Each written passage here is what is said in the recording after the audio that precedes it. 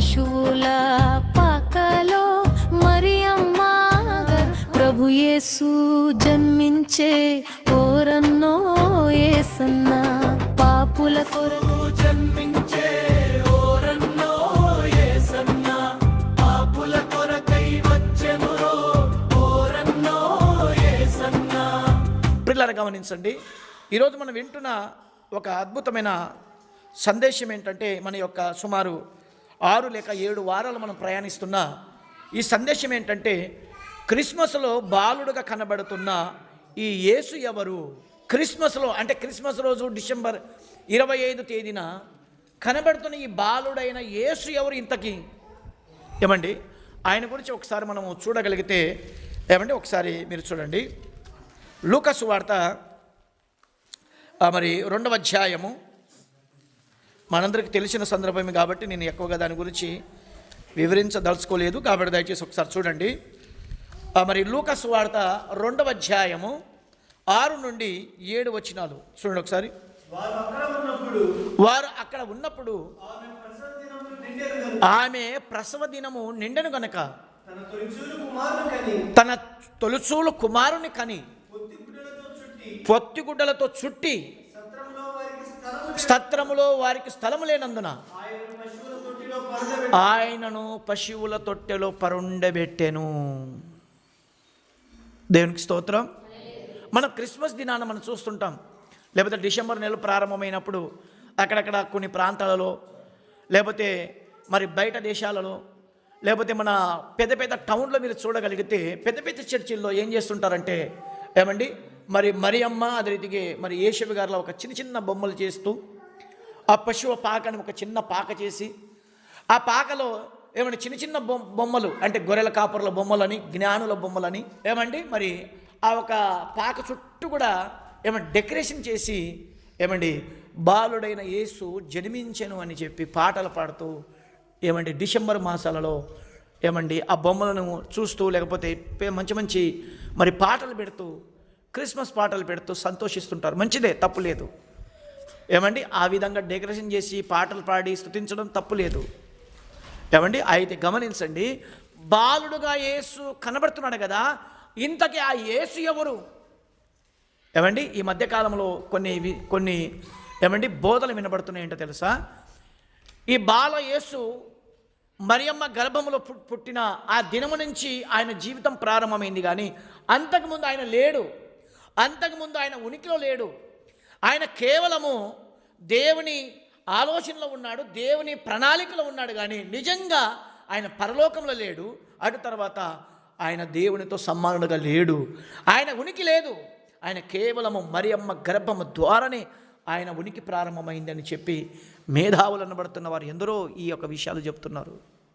ఏమండి మరికొంతమంది ఏమంటారంటే యేసుక్రీస్తు ఆయన దేవుని కుమారుడుగా పరలోకములో ఉన్నాడు, అటు తర్వాత మరియ కుమారుడుగా, యేసేపు కుమారుడుగా, దావీదు కుమారుడుగా ఈ లోకానికి పరిచయం అయ్యాడు, అంతేగాని ఆయన దేవునికి సమానుడు కాదు అని మరికొంత మేధావులు చెబుతున్న మాటలు. అయితే ప్రియులారా గమనించండి, ఈ యేసు ఎవరు అని మనం ఆలోచించగలిగితే ఈ యేసు గురించి ఎన్నో విషయాలు ఉన్నాయి.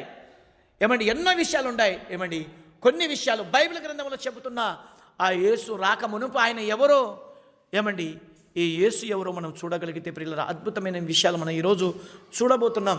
మీరు జాగ్రత్తగా శ్రద్ధగా వినవలసిందిగా మీకు మనవి చేస్తున్నాను. ఒకసారి మీరు చూడండి, ఏమండి ఈ యేసు ఎవరు, లేకపోతే ఈ దేవుడు ఎవరు అని మనం చూడగలిగితే ఏమండి వాటి గురించి ఒకసారి మనము ఆదికాండం చూడండి. ఒకసారి ఎన్నో విషయాలు మనం ఈరోజు ధ్యానిస్తున్నాం, మీరు జాగ్రత్తగా వినవలసిందిగా మీకు మనవి చేస్తున్నాం. ఆదికాండము 1వ అధ్యాయము ఏమండి మరి ఈ దేవుడి గురించి ఏమండి ఆదికాండం 1వ అధ్యాయము 1వ వచనము ఒక విషయం మనకు తెలియజేస్తుంది. చూడండి ఒకసారి, గమనించండి మాట. ఆదియందు దేవుడు భూమి ఆకాశములను సృజించెను.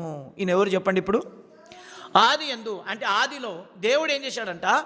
భూమి ఆకాశములను సృజించడానికి ఏమండి ఆయన ఒక ఆలోచన కలిగి ఉన్నాడు. ఆ ఆలోచన మేరకు ఏమండి మనం 1వ వచనం నుండి మొత్తం మనం చూస్తే, మీరు ఇంటికి వెళ్ళిన తర్వాత 1వ వచనం నుండి 31 వచనాలు మీరు చూడగలిగితే 31 వచనంలో ఒక మాట ఉంటుంది. చూడండి ఒకసారి 31 వచనం. దేవుడు తాను చేసినది యావత్తును చూచినప్పుడు ఇది చాలా మంచిదిగా ఉన్నదంట. గమనించండి, సూర్యుడు, చంద్రుడు, పక్షులు, జంతువులు, పర్వతాలు, ఏమండి విశ్వాన్ని దేవుడు చేసినప్పుడు దేవుడు ఏమంటున్నాడు చెప్పండి? అది చాలా మంచిది అని చెప్పాడు. ఎలా ఆయన చేశాడో కొన్ని వాటిని మనం చూడగలిగితే ప్రియులారా, మీరు చూడండి. నెహెమ్యా గ్రంథము మరి 9వ అధ్యాయము 6వ వచనాన్ని మనం చూస్తున్నాం. నెహెమ్యా గ్రంథం 9వ అధ్యాయము 6వ వచనం. నీవే అద్వితీయుడైన యెహోవా, నీవే ఆకాశమును, ఇక్కడ గమనించండి, ఆకాశమును, కనబడుతున్న ఆకాశమును ఆయనే సృజించాడు. మహా ఆకాశములు అంటే ఈ విశ్వం, అంటే ఈ యొక్క ప్రకృతి దాటిన తర్వాత ఏమండి మనకు కనబడుతున్న విశ్వాన్ని కలిగించిన వాడు ఆయనే. తర్వాత మహా ఆకాశములను, వాటి సైన్యములను, భూమిని, దానిలో ఉన్నది అంతయు, సముద్రములను, ఆ సముద్రములో ఉన్న ఏమండి జీవరాశులను, వాటన్నిటిని సృజించి వాటి అన్నిటిని కాపాడువాడు. ఓకే, తర్వాత ఆకాశ సైన్యం అంతయు నీకే నమస్కారము చేయుచున్నది. చూశారా? ఏమండి మనకు కనబడుతున్నది ఏంటంటే ఈ ప్రకృతిలో ఉంటున్న ప్రతిదీ కూడా, సూర్యుడు, చంద్రుడు, పక్షులు, జంతువులు, పర్వతాలు, ఈ ప్రపంచంలో కనబడుతున్న ప్రతిదీ కూడా ఆ సృష్టికర్త అయిన దేవుడు చేసినవాడు అని దేవుని వాక్యం మనకు సెలవిస్తుంది. కీర్తన గ్రంథం 33వ అధ్యాయము 6వ వచనం మనం చూస్తున్నాం. కీర్తన గ్రంథం 33వ అధ్యాయము 6వ వచనం. యెహోవా వాక్కు చేత ఆకాశములు కలిగెను, ఆయన నోటి ఊపిరి చేత వాటి సర్వ సమూహమును కలిగెను. ఏమండి ఆయన ఊపిరి చేత సర్వాన్ని కలిగించాడు. ఏమండి యెహోవా వాక్కు చేత సర్వాన్ని సృజించాడు. గమనించండి, ఎవరి గురించి మనం మాట్లాడుతున్నాం చెప్పండి? క్రిస్మస్లో కనబడుతున్న ఈ బాలుడైన యేసు ఎవరు? ఆయన ఎవరో ఈ రోజుకి మనకు అర్థం కాదు. ఇవన్నీ కొన్ని వారాలు మనం వింటే ఈ బాలుడైన యేసు ఎవరో మనకు అర్థమవుతుంది. ఆయన గురించి మీకు పరిచయం చేస్తున్నాను. ఎవరు ఆయన అంటే, ఏమండి దేవుడు, బైబిల్ ఆయన గురించి ఏమని చెప్తుందంటే యెహోవా అని చెప్తుంది, దేవుడు అని చెప్తున్నాడు. ఏమండి బైబిల్ మనకి ఇంకా ఏమని చెప్తుందంటే ఆయన సృష్టికర్త. ఎలాంటి సృష్టికర్త అంటే, ఏమండి ఆకాశంలో కనబడుతున్నది, ఆ సైన్యములు, భూమి మీద కనబడుతున్నది, వీటన్నిటిని కూడా కలిగించిన వాడు, దాని అంతటికి పై అధికారి ఎవరు చెప్పండి? ఆ యెహోవా, ఆ దేవుడు అని వాక్యం సెలవిస్తుంది. మరొక మాట మనం చూస్తున్నాం, చూడండి ఒకసారి. కీర్తన గ్రంథం 89వ అధ్యాయము 11వ వచనం. ఆకాశము నీదే, భూమి నీదే, లోకమును దాని పరిపూర్ణతయు నీవే స్థాపించితివి, ఉత్తర దక్షిణములను నీవే నిర్మించితివి. ఇక్కడ ఏమంటున్నాడు? ఆకాశము నీది, భూమి నీది. ఏమండి ఆకాశమును కలిగించిన వాడు ఆయన, భూమిని కలిగించిన వాడు ఆయన, ఉత్తర దిక్కులను ఏమండి నిర్మించినవాడు, నియమించినవాడు ఆయనే అని దేవుని వాక్యం సెలవిస్తుంది. మరొక మాట మనం చూస్తున్నాం, చూడండి ఒకసారి. అదే కీర్తన గ్రంథం 104వ అధ్యాయము 24వ వచనం. యెహోవా నీ కార్యములు ఎన్నెన్ని విధములుగా ఉన్నవి, జ్ఞానము చేత నీవు వాటన్నిటినీ నిర్మించాడు. నీవు కలగజేసిన వాటిలో భూమి నిండి ఉన్నది. అదిగో ఈ విశాలమైన మహాసముద్రము, అందులో లెక్కలేని జలచరములు, అందులో చిన్నవి పెద్దవి జీవరాశులు, అందులో ఓడలు నడుచుచున్నవి, అందులో ఆటలు ఆడుటకు నీవు నిర్మించిన మకరములను తగిన కాలమున నువ్వు వాటికి ఆహారం ఇస్తున్నావు. చూశారా? ఏమండి దేవుడు నిర్మించాడు, సముద్రాన్ని నిర్మించాడు, మకరములను నిర్మించాడు. ఆ ఒక సముద్రములో ఓడలు నడుస్తున్నాయి, ఆ సముద్రంలో నివసిస్తున్న ఆ ఒక మకరములను దేవుడే తగిన కాలమున ఆహారమును ఇస్తున్నాడు. ఏమండి సముద్రాన్ని కలిగించింది ఆయనే, కనబడుతున్న భూమిని కలిగించింది ఆయనే, కనబడుతున్న నక్షత్రాలు, సూర్యుడు, చంద్రుడిని కలిగించింది ఆయనే, పర్వతాలను కలిగించింది ఆయనే. ఏమండి మహా ఆకాశములను కలిగించింది ఆయనే. ఒక మాటలు చెప్పాలంటే ఆయన ఎవరు చెప్పండి? సృష్టికర్త. ఎవరు చెప్పండి? ఆయన సృష్టికర్త. బైబిల్ చెప్తుంది ఆయన సృష్టికర్త. ఏమండి, కేవలము వీటినే కలిగించాడా? వీటిని ఒకటినే కలిగించాడంటే కాదు కాదు కాదు కాదు. మరి ఆయన ఇంకా వేటినో దానిని కూడా ఏమండి మనకు కనబడుతున్నది దీనినే కాదు, ఏమండి మరొకటి వాటిని కూడా, అంటే పరలోకముని కూడా, ఆ పరలోకములో కనబడుతున్న ఆ ఒక దేవదూతలను కూడా ఆయనే కలిగించాడని బైబిల్ వాక్యం సెలవిస్తుంది. ఆ మాటలు మీరు చూడగలిగితే ఒకసారి ఏమండి, మరి సామెతల గ్రంథం 8వ అధ్యాయము 31వ వచనం. ఆయన కలుగజేసిన పరలోకమును బట్టి నేను సంతోషించుచు నరులను చూచి ఆనందించుచుంటిని. ఇక్కడ గమనించండి, ఏమండి దేవుడు ఏమండి పరలోకంలో నివసిస్తున్నాడు కదా, ఆ నివసించిన పరలోకం ఎవరు కలిగించారట చెప్పండి? ఆ పరలోకాన్ని ఎవరు కలిగించారు అంటే బైబిల్ చెప్తుంది దేవుడే అని చెప్తుంది. ఏమండి మరలా మనం చూడగలిగితే మరొక మాట మనం చూడగలిగితే ప్రియులారా, అదే కీర్తన గ్రంథం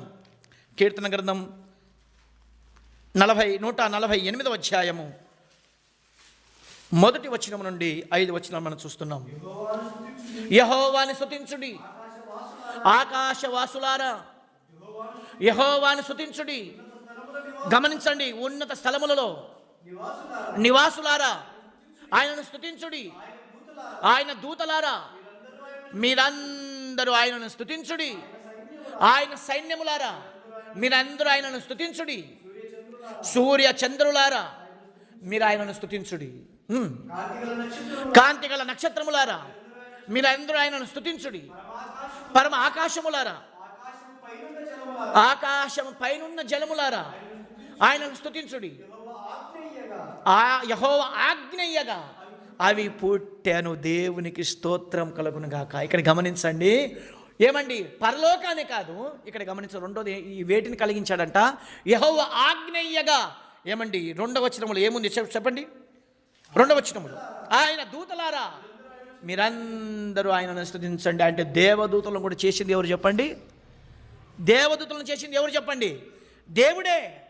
ఏమండి పరలోకములో పరిశుద్ధుడు పరిశుద్ధుడు పరిశుద్ధుడు పరిశుద్ధుడు అని ప్రతి గానములు ఏమండి పాడుతూ ఏమండి స్తుతిస్తున్న ఆ దేవదూతలను చేసింది ఎవరు అంటే ఎవరు చెప్పండి?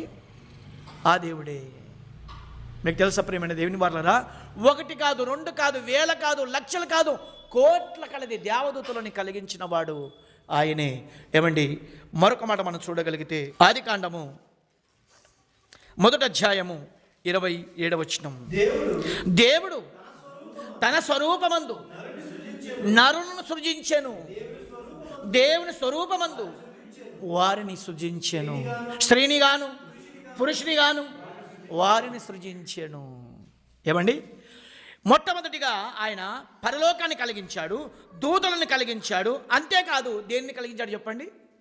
మానవుని కూడా కలిగించినవాడు. ఏమండి ఒక మాట మరొక మాట, అది ఆదికాండం 5వ అధ్యాయము మరి 1-2 వచనాలు. ఆదాము వంశావళి గ్రంథం ఇదే. దేవుడు ఆదామును సృజించిన దినమున దేవుని పోలికగా అతనిని చేసెను. మగవాని గాను ఆడదాని గాను వారిని సృజించి వారు సృజింపబడిన దినమున వారిని ఆశీర్వదించి వారికి నరులని పేరు పెట్టెను.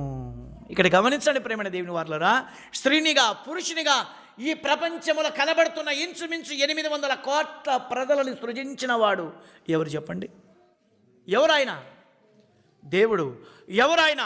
సృష్టికర్త. ఎవరాయన? భూమి ఆకాశములను కలిగించిన వాడు. ఎవరు ఆయన? నక్షత్రములను కలిగించిన వాడు. ఎవరు ఆయన? సూర్యుడు ఏమండి నక్షత్రాలను, ఏమండి చంద్రుని, పక్షులను, జంతువులను కలిగించిన వాడు. ఎవరు ఆయన? పరలోకమును సృజించిన వాడు. ఎవరు ఆయన?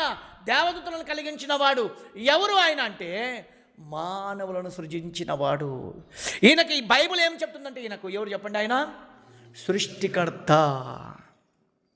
ఏమండి ఈ సృష్టికర్త ఎలా ఉన్నాడు మరి ఇప్పుడు ఎలా ఉన్నాడు ఆయన అంటే ఆయన గురించి మరికొన్ని విషయాలు ఏమండి ఇంతకు మనం ఏం చూసాం చెప్పండి? ఆయన ఎవరు చెప్పండి? ఇప్పుడు చెప్పండి, మీరు అందరూ చెప్పాలా? ఎవరు చెప్పండి? ఆయన సృష్టికర్త. దేనిని కలిగించాడు చెప్పండి? ఆయన 1 ఏమండి భూమి ఆకాశములను సృజించాడు. 2 పరలోకాన్ని సృజించాడు, మూడోది ఏమండి నరలను సృజించాడు, నాలుగోది దేవదూతలను సృజించాడు. ఈయన ఎవరు అంటే ఎవరు చెప్పండి? ఈయన సృష్టికర్త. ఇంతకీ సృష్టికర్త ఎలా ఉన్నాడు మరి ఇప్పుడు ఆయన ఎలా ఉన్నాడో మరలా మన బైబిల్ని అడిగితే ఆయన గురించి అద్భుతమైన విషయాలు మనకు చెప్తున్నాడు. చూడండి ఆయన ఎలా ఉన్నాడో మీరు చూడగలిగితే ఏమండి యెషయా గ్రంథం చూడండి ఒకసారి. యెషయా గ్రంథము ఏమండి యెషయా గ్రంథం 6వ అధ్యాయము 3వ వచనం 2 నుంచి చదువుదాం, బాగుంటుంది. 2 నుంచి. ఆయనకు పైగా శరాబులు నిలిచి ఉండిరి, ఒక్కొక్కరికి 6 రెక్కలు, ప్రతివాడు 2 రెక్కలతో తన ముఖమును, 2తో తన కాళ్ళను కప్పుకొనుచు, 2తో ఎగురుచు, వారు సైన్యములకు అధిపతి యెహోవా. గమనించండి మాట అమ్మ, గమనించండి. సైన్యములకు అధిపతి యెహోవా పరిశుద్ధుడు, పరిశుద్ధుడు, పరిశుద్ధుడు, సర్వలోకము ఆయన మహిమతో నిండి ఉన్నది అని గొప్ప స్వరముతో గాన ప్రతి గానములతో చేయుచుండిరి. గాన ప్రతి గానములు ఏమండి ఆయన ఏమని పాడుతున్నాయి చెప్పండి. ఏమని పాడుతున్నాయి ఆ దూతలు? ఏమని పాడుతున్నాయి?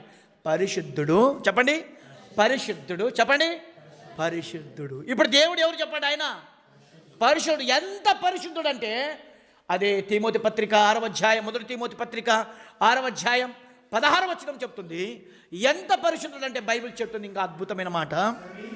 సమీపింపరాని తేజస్సులో ఆయన మాత్రమే వసించుచు అమరత్వము గలవాడై ఉన్నాడు. గమనించండి, మనుషుడిలో ఎవడును చూడలేదు, ఎవడు చూడనేరడు. ఆయనకు ఘనతయు శాశ్వతమైన ప్రభావమును కలిగి ఉండునుగాక. చెప్పండి ఆమేన్. ఎవరు ఆయన చెప్పండి? ఎవరు ఆయన చెప్పండి? పరిశుద్ధుడు. ఎవరు ఆయన అంటే సమీపింపరాని తేజస్సులో ఆయన మాత్రం వసించుతూ అమరత్వం కలిగిన వాడు ఆయన అమరత్వం కలిగిన వాడు. ఎంత పరిశుద్ధుడు అంటే దేవదూతలు కూడా చూడలేని స్థాయిలో ఉన్నాడు ఆయన. దేవదూతలు కూడా తన రెక్కలతో తన ముఖాన్ని కప్పుకుంటూ, తన శరీరాన్ని కప్పుకుంటూ 2 రెక్కలతో ఎగురుచు పరిశుద్ధుడు, పరిశుద్ధుడు, పరిశుద్ధుడు, పరిశుద్ధుడు, పరిశుద్ధుడు, పరిశుద్ధుడని సర్వలోకం ఆయన మహిమతో నిండి ఉన్నదని చెప్పి ఆ పరిశుద్ధమైన ఏమని దేవుని గురించి పాడుతున్న ఒక పరిశుద్ధమైన గీతం. చూశారా? బైబుల్ ఆయన గురించి ఏమని చెప్తుందంటే ఆయన పరిశుద్ధుడు. మరొక మాట మనం చూస్తాం. మరలా ఆయన ఎవరు అని మనం బైబిల్ని అడిగితే బైబిల్ చెప్తుంది. చూడండి ఒకసారి మంచి మాట. ఏమండి ఆదికాండం 17వ అధ్యాయం 1వ వచనం. గమనించండి మాట. అబ్రహాము 99 ఏండ్ల వాడైనప్పుడు యెహోవా అతనికి ప్రత్యక్షమై, నేను సర్వశక్తి గల దేవుడను. అబ్బా ఏం మాట అండి ఇది! ఏమండి అబ్రహాంకి ప్రత్యక్షమయ్యాడు. అది కూడా ఎప్పుడు అంటే 99 సంవత్సరాలు వయసు వచ్చినప్పుడు అబ్రహాం గారికి దేవుడు ప్రత్యక్షమై ఏమని చెప్తున్నాడు తెలుసా? నేను సర్వశక్తి గల దేవుడు. ఈ మాట ఎందుకన్నాడు చెప్పండి ఆయనకి? ఈ మాట ఎందుకని చెప్తున్నాడు తెలుసా ప్రియులారా? ఏమండి ఒక స్త్రీ ధర్మం, స్త్రీ యొక్క ఋతువు అంటే ఏమని నెల నెల అవుతున్న ఏదైతే స్త్రీ ధర్మం ఉందో అది శారమ్మ గారికి నిలిచిపోయిందన్నమాట. అది నిలిచిపోయిన తర్వాత గమనించండి, దయచేసి గమనించండి. అది నిలిచిపోయిన తర్వాత పిల్లలయ్యే అవకాశాలు లేవు. ఇప్పుడు అబ్రహాముకి చెప్తున్నాడు, అబ్రహామా నేను ఎవరో తెలుసా? సర్వశక్తి గల దేవుడు. నేను తలుసుకుంటే యవనులే కాదు, నేను తలుసుకుంటే వృద్ధాపంలో ఉన్నవారు కూడా ఏమైతారు చెప్పండి? గర్భం ధరిస్తారు. నేను తలుసుకుంటే వివాహము కాకుండానే కన్యకులు ఏం చేస్తారు? ఏమైతారు చెప్పండి? గర్భం ధరిస్తారు. ఏమండి అబ్రహాముకి చెప్తున్నాను, నేను ఎవరో తెలుసా? ఎవరు అంటే సర్వశక్తి గల దేవుడును. ఏమండి మనం చూస్తాం ఆయన శక్తి ఎంత గొప్పదంటే, ఏమండి పాత నిబంధనలో ఏమంటే వృద్ధాపం వయసు వచ్చినప్పుడు శారమ్మ గారు గర్భం ధరించారు. కొత్త నిబంధనలో ఏమండి వివాహము కాకుండానే ఏమండి మరియమ్మ గారు ఏమయ్యారు చెప్పండి? గర్భం ధరించారు. కాబట్టే ఆయన శక్తికి ఎవరు కూడా అంతు పట్టలేరు. ఆయన ఎవరు అంటే బైబిల్ చెప్తుంది. ఎవరు చెప్పండి? ఆయన సర్వశక్తి గల దేవుడు. ఆయన శక్తికి ఆయన శక్తి ఏదైనా చేయగలదు. ఆయన శక్తి దేనినైనా శాసించగలదు. ఆయన శక్తి ఎలాంటి దానినైనా మార్చగలదు. ప్రేమైన దేవుని వారలారా, అది అబ్రహాం చెప్తున్నాడు. అబ్రహామా, నేను సర్వశక్తి గల దేవుడును. మరొక మాట చూస్తాం. మూడో చూడండి, కీర్తన గ్రంథము 139వ అధ్యాయం 1వ వచనం నుండి 8వ వచనాలు మనం చూస్తున్నాం. అద్భుతమైన మాటలు. ఏమండి? యెహోవా, నీవు నన్ను పరిశోధించి తెలుసుకొని ఉన్నావు. నేను కూర్చుండుట, నేను లేచుట నీకు తెలియను. నాకు తలంపు పుట్టక మునుపు నీవు నా మనసు గ్రహించి ఉన్నావు. నా నడకను, నా పడకను నీ పరిశీలన చేయించి ఉన్నావు. నా చర్యలు అన్నిటినీ నువ్వు బాగుగా తెలుసుకొని ఉన్నావు. గమనించండి మాట. యెహోవా, నా మాట నా నాలుకకు రాక మునిపే అది నీకు పూర్తిగా తెలిసి ఉన్నది. వెనుకను ముందును నువ్వు నన్ను ఆవరించి ఉన్నావు. నీవు నీ చేయి నా మీద ఉంచి ఉన్నావు. ఇట్టి తెలివి నాకు మించినది. అది అగోచరము, అది నాకు అందదు. నీ ఆత్మ ఎద్ద నుండి నేను ఎక్కడికి పోదును? నీ సన్నిధి నుండి నేను ఎక్కడికి పారిపోదును? నీ ఒకవేళ ఆకాశమునికి ఎక్కదనా? అను అక్కడ ఉన్నావు. నేను పాతాళమును పండుకునను, నువ్వు అక్కడ ఉన్నావు. నేను ఏకువ రెక్కల కట్టుకొని నీ సముద్రము దిగంతములలో నివసించునను. అక్కడను నీ చేయినను నడిపించును, నీ కుడి చేయినను పట్టుకొనును. అంధకారము మరుగు చేయను, నాకు వెలుగు రాత్రి వలె ఉండెను అని నేను అనుకునే ఎడల చీకటి అయినను నీకు చీకటి కాకపోవును. ఇక్కడ గమనించండి, భక్తుడు ఏమైనా వర్ణిస్తున్నాడు తెలుసా? దేవా, నీ ఆత్మ నుండి నేను ఎక్కడ పారిపోదును? నేను ఆకాశం ఎక్కదనా? నువ్వు అక్కడ ఉన్నావు. నేను భూమి దిగంతములో ఉందనా? నువ్వు అక్కడ ఉన్నావు. నేను సముద్రములకు వెళ్ళదనా? నువ్వు అక్కడ ఉన్నావు. అంటే ఒక మాటలో చెప్పాలంటే ఆయన ఎవరు తెలుసా? సర్వవ్యాపి. ఆయన ఎవరు చెప్పండి? సర్వవ్యాపి. ఆయన ప్రతి చోట నివసించే దేవుడు ఆయన. ఏమండి? ఈరోజు కేవలం జూటులోనే కాదు ఆయన ఆరాధించబడుతున్నది. ఏమండి? ఆయన మన భారతదేశంలో కాదు ఆయన ఆరాధింపబడుతున్నది. ఏమండి? ఈ భూమి మీద 280 దేశాలలో ఎక్కడెక్కడ విశ్వాసులు సార్వత్రిక సంఘం ఉందో అక్కడ ప్రతి చోట ఆయన ఎవరు చెప్పండి? సర్వ వ్యాపి. ప్రతి చోట ఉండవాడు ఆయన. ఆయన ఒక గ్రామానికి, ఒక ఊరికి, ఒక దేశానికి, ఒక మందిరానికి, ఒక ప్రాంతానికి ఏమండి బందిఖానంలో ఉండేవాడు కాదు. ఆయన ఎవరు తెలుసా? సర్వ చెప్పండి వ్యాపి గల దేవుడు. ఆయన ప్రతి చోట ఉండే దేవుడు. ఆయన ప్రతి స్థలంలో, నువ్వు ఇంట్లో ప్రార్థించినా అక్కడ ఉన్నాడు, మందిరంలో ప్రార్థించినా అక్కడ ఉన్నాడు, నువ్వు ప్రయాణంలో ప్రార్థిస్తున్నా అక్కడ ఉన్నాడు, నువ్వు పండుకున్నప్పుడు అక్కడ ఉన్నాడు, నువ్వు లేచినప్పుడు ఉన్నాడు, నువ్వు తిరుగుతున్నప్పుడు ఉన్నాడు. నువ్వు ఎక్కడ ఉంటే చెప్పండి అక్కడ ఉన్నాడు. ఆయన ఎవరు అంటే చెప్పండి ఎవరు? సర్వవ్యాపి, ప్రతి చోట ఉండువాడు. ఇప్పుడు చెప్పండి ఆయన ఎవరు చెప్పండి? మొదటిగా పరిశుద్ధుడు.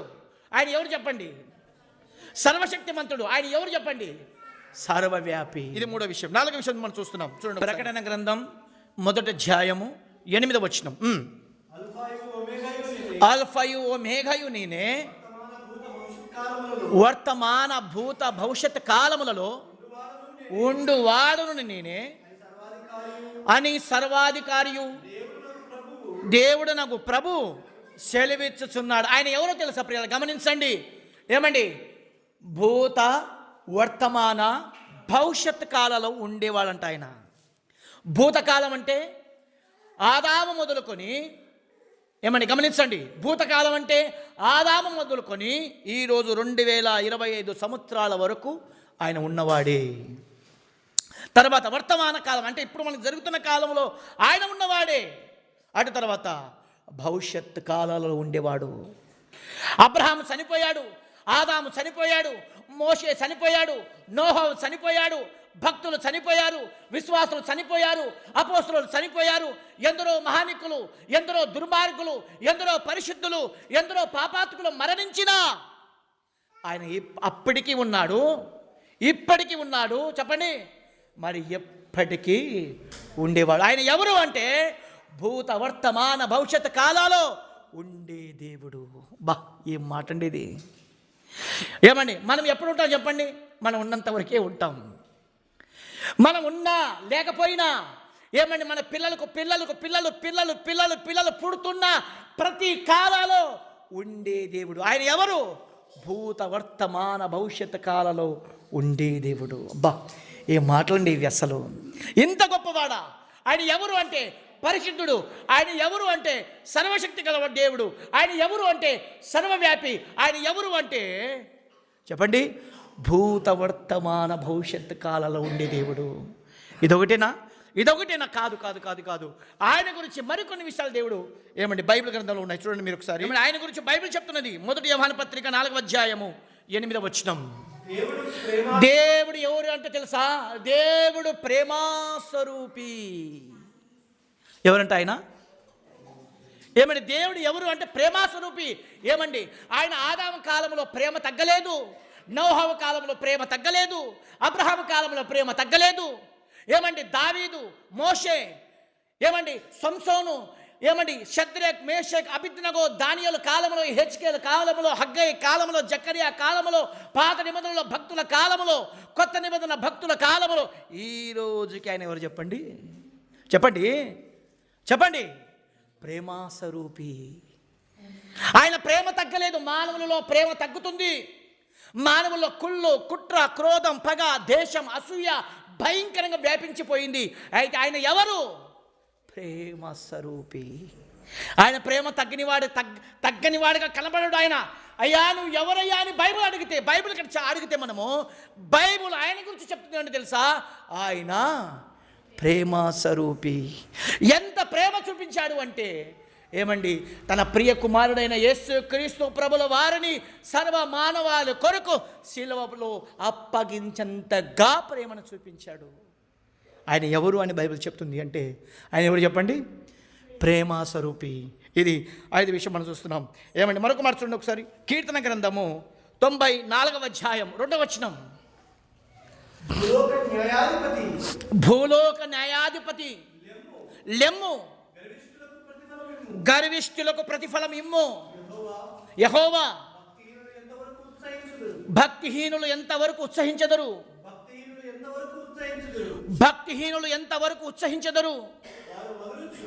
వారు వదురుచు కఠోరమైన మాటలు పలుకుచున్నారు. భూలోక న్యాయాధిపతి లెమ్ము. భూలోకంలో న్యాయాధిపతులు ఏమయ్యారు తెలుసా? న్యాయం తప్పిపోయారు. న్యాయం చేయడానికి ముఖములు చూచి న్యాయం చేసేవారు, డబ్బును చూసి, ఆస్తిని చూసి, అంతస్తును చూచి న్యాయం చేసేవారు కనబడుతున్నారు. న్యాయాధిపతి, భూలోక న్యాయాధిపతి లెమ్ము. ఏమండి, ఆ రోజు ఏమని కనబడుతున్నాడు ఆయన తెలుసా? ఎవరు చెప్పండి? ఆయన న్యాయాధిపతి. ఏమండి, ఆదామునికి ఒక మాట చెప్పాడు. ఆదామా నువ్వు పండు తినవద్దు అని. పండు తినవద్దని చెబితే ఆదాము పండు తినేశాడు.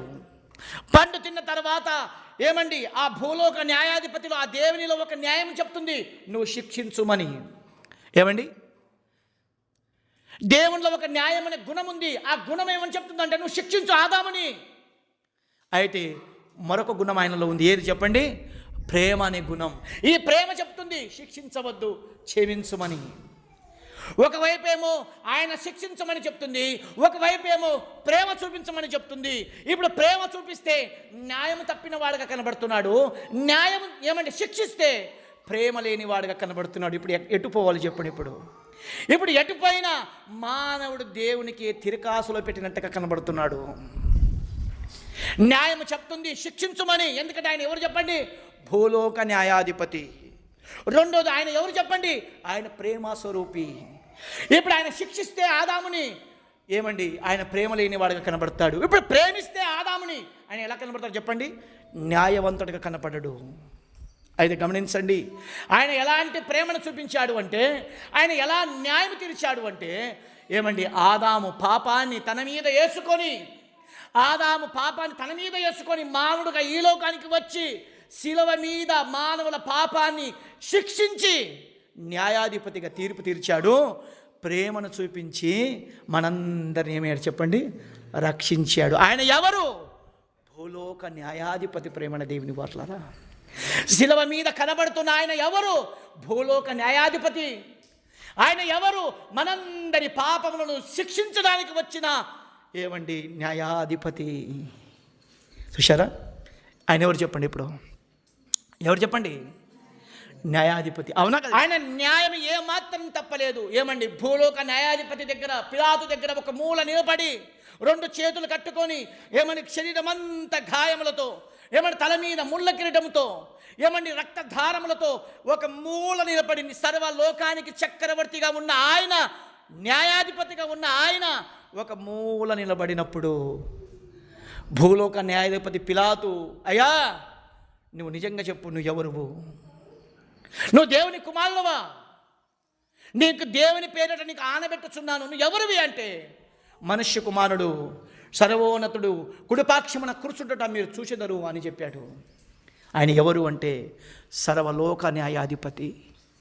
మానవుల కోసం తన మీద మన పాపాన్ని వేసుకొని మన పాపానికి శిక్షగా శిలువ మీద న్యాయమును తీర్చి ప్రేమను కనపరిచిన వాడు ఆయనే సర్వలోక న్యాయాధిపతి. ఇది మనం 7గా మనం చూస్తున్నాం ప్రియులారా.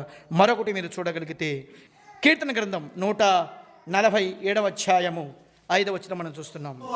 మన ప్రభువు గొప్పవాడు, ఆయన అధిక శక్తి గలవాడు, ఆయన జ్ఞానమునకు మితి లేదు. ఇక్కడ గమనించండి, ఆయన ఎలాంటి వాడంటే సర్వజ్ఞాని. ఆయన జ్ఞానమునకు మితి లేదు, ఆయన జ్ఞానమునకు హద్దు లేదు. ఆయన జ్ఞానం ఎలాంటిదంటే ఏమండి జ్ఞానం కలిగిన వాడు. ఆ జ్ఞానముతో ఏదైనా చేయగలడు. ఏమండి మన దగ్గర కొన్నిసార్లు మంచి జ్ఞానం కనపడుతుంది, తర్వాత ఏం కనపడుతుంది చెప్పండి? వెర్రితనం కనపడుతుంటుంది. మనం కొన్నిసార్లు మంచిగా మాట్లాడతాం, కొన్నిసార్లు మనం వెర్రితనంగా మాట్లాడుతుంటాం.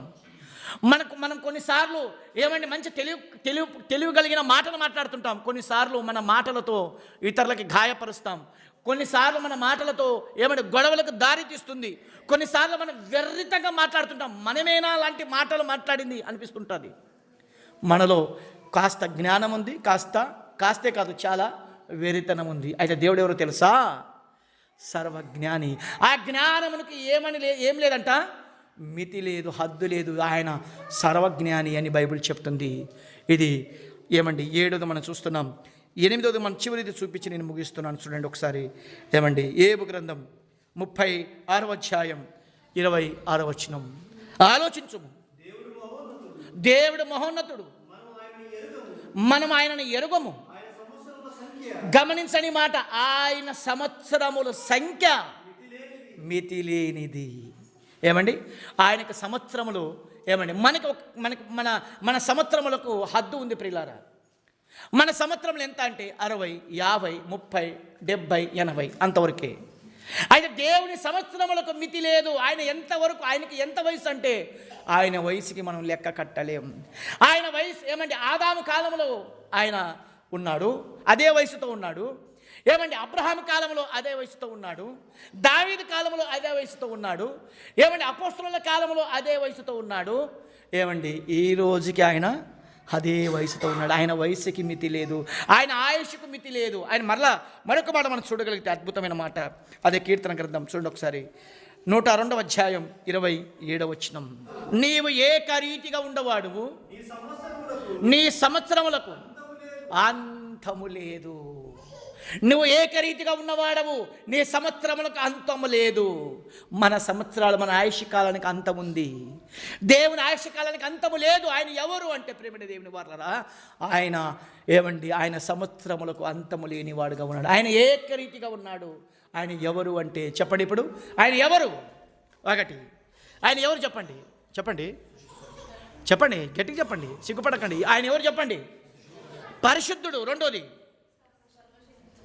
చెప్పండి, సర్వశక్తి గల దేవుడు. మూడోది సర్వవ్యాపి. నాలుగోది భూత వర్తమాన భవిష్యత్ కాలంలో ఉన్నవాడు. ఐదోది ఆయన ప్రేమ స్వరూపి 6వది న్యాయాధిపతి 7వది సర్వజ్ఞాని 8వది ఆయన ఆయుష కాలమునకు అంతము లేదు. ఇది ఆయన పరిస్థితి. ఇంతేనా ఆయన గురించి ఉండేది? ఇంతేనా? చాలా ఉంది. మీకు చెప్పాను. మరికొన్ని వారాలలో మరికొన్ని ఆదివారాలలో లేకపోతే క్రిస్మస్ రోజు ఆయన గురించి పూర్తి విషయాలు మనం అర్థం చేసుకుంటే, అమ్మో ఇంత గొప్పవాడు ఒక పశువపాకలో బాలుడు రూపములో ఈయనేనా అని మీకు అప్పుడు అనిపిస్తుంది. అంతవరకు మనం కొంతకాలం ఈ యొక్క విషయాన్ని క్రిస్మస్లో బాలుడుగా కనబడుతున్న ఈ యేసు ఎవరు అనే విషయాలు వచ్చే వాళ్ళలో ఇంకా కొన్ని విషయాలు మనం నేర్చుకుందాం. అంతవరకు దయచేసి ఈ రాసుకున్న విషయాలు మరొకసారి మీరు చదువుకోండి, వాటిని మీరు టిక్ చేసుకోండి. చాలా అద్భుతమైన విషయాలు. ఈ యొక్క విషయాలు మనకు మరి ఫేస్బుక్లో కావచ్చు, లేకపోతే మరొకసారి మరి యూట్యూబ్లో కావచ్చు మనకు దొరుకుతాయి. అది మరొకసారి వినండి. మీకు చాలా జాగ్రత్తగా వాటిని మీకు చాలా ఉపయోగపడే విషయాలు. ఇది సామాన్యమైన విషయాలు కాదు కాబట్టి, ఇది దైవికమైన విషయాలు కాబట్టి దయచేసి మీరు జాగ్రత్తగా వినవలసిందిగా మీకు మనవి చేస్తూ, కాబట్టి మరికొన్ని విషయాలు వచ్చే వారాలు విందాం.